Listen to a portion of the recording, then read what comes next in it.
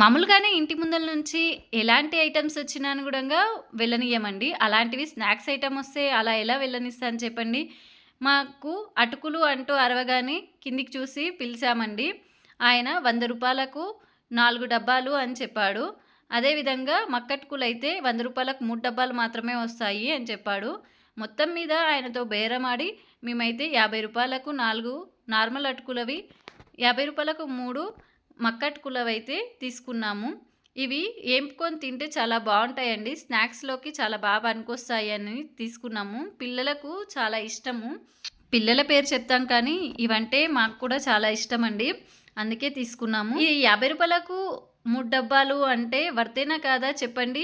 నాకైతే తెలీదు బయట ఎంత అమ్ముతారో. బట్ ఇక్కడ మేము ఇంటి ముందల వచ్చిన వాళ్ళ దగ్గర మాత్రమే కొనుక్కుంటాము. ఈ వీడియో మీకు ఎలా అనిపించిందో కామెంట్ చేయండి. లైక్ చేయడం మాత్రం అసలు మర్చిపోకండి friends. Thank you for watching. Please subscribe and support my channel.